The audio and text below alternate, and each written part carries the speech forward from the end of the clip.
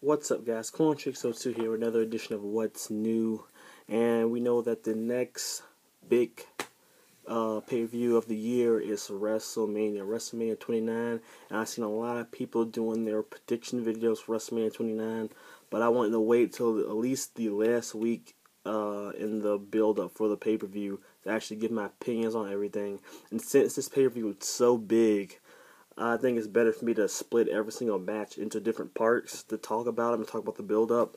And the only way that's the best way to start that off is to, speak about the coup de grace, the biggest match on the card, The Rock versus John Cena, part dos.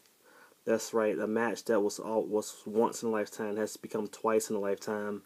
And it's a thing that a lot of wrestling fans kind of saw it coming. It was very, very predictable. Starting from the Royal Rumble, from John Cena winning the Royal Rumble, then The Rock at that same pay-per-view winning the WWE Championship, and we knew that John Cena wasn't going to face anybody else but The Rock. It wouldn't make any sense for him to face anybody else. The fact that he lost to him and he has to get his redemption, it's a redemption story.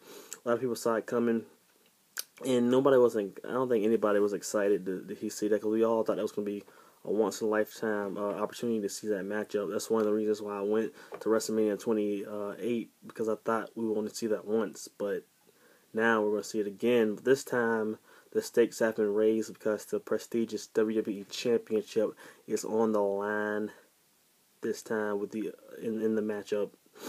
My opinions on the build-up, I feel like the build-up has been, better. Actually, a lot better than their previous encounter, the previous match. The Rock, and especially this Monday, because The Rock and John Cena, they got really, really serious in that whole debate thing. Especially John Cena.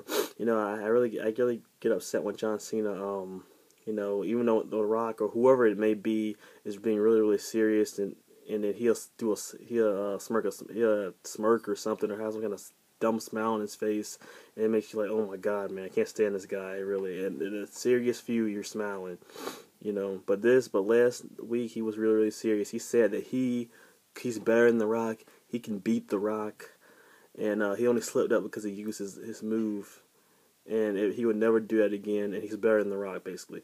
And I thought, wow, man, that's not something that I thought Cena would ever say, but that's what he brought out there, and he said that he has to win this match. The only thing I hate about this so far is that they kind of portrayed John Cena as the underdog, because he's lost so much during 2012. But at the same time, like, if you think about it, John Cena basically main evented the pay-per-views. Win or lose, he main evented the pay-per-views over the WWE Championship, which CM Punk was holding. John Cena was the main event for every single pay-per-view. And I mean, how can you be the underdog when you're doing that? It makes absolutely no sense to me. That I can't get over. I don't understand why they feel like they have to portray John Cena like he's like below The Rock. That he's this this little guy, this little like somebody in a Kofi Kingston kind of mid card thing that has no chance of beating The Rock. Like, that makes no sense right there. But the only thing that does make sense is that he is the only challenge that John Cena has right now, because he beaten everybody except The Rock. So that makes some sense. But the underdog thing, I don't get that. I don't know why they have to betray him in that way. But anyway, so The Rock, and now we got the new WWE Championship, and as far as the Rock's WWE Championship ring, I mean, I knew it was going to be how well. I wish The Rock would show up a little bit more and wrestle like once or twice, but it's whatever. The Rock's been doing good. He's been on basically majority of Raw and SmackDown tapings to promote this matchup, which I do like. The Rock has definitely proven himself to the wrestling community once again, and proven that he is here to stay. So I'm happy to see that. As far as my winner for that match, I am not exactly sure. I was sure until I found out that The Rock will actually be at the Extreme Rules pay-per-view after WrestleMania 29, which tells me that he could either uh, retain the championship and face Cena again in an Extreme Rules match, or B, lose the championship and face Cena in an Extreme Rules match, or C, it could be anything. It could be a whole different kind of storyline altogether. Maybe John Cena wins the title, and Rock goes on and faces somebody else. Who knows? Um, any of that could really happen. Now that The Rock is definitely going to be on that Extreme Rules pay-per-view. As far as the match itself, I don't. The first match was, not that great. Even I was there. It was. Of course, I was excited because it's just you're at WrestleMania, and you're seeing two of the biggest superstars of their era. Face off is pretty spectacular. That in itself is very spectacular. But the match wasn't the greatest thing ever. I can say that much. It was. I mean, Rock was what? It was his second match back in the company, and you could tell that The Rock was kind of not his stamina and all that stuff wasn't as great. So hopefully this match, now that he's had all this time to train and everything, that this match would be a lot better. And hopefully, like a lot of people saying that they don't believe that it's going to be a clean finish. There's going to be some kind of something's going to happen at the end of that match that's going to go down in WrestleMania history as a WrestleMania moment.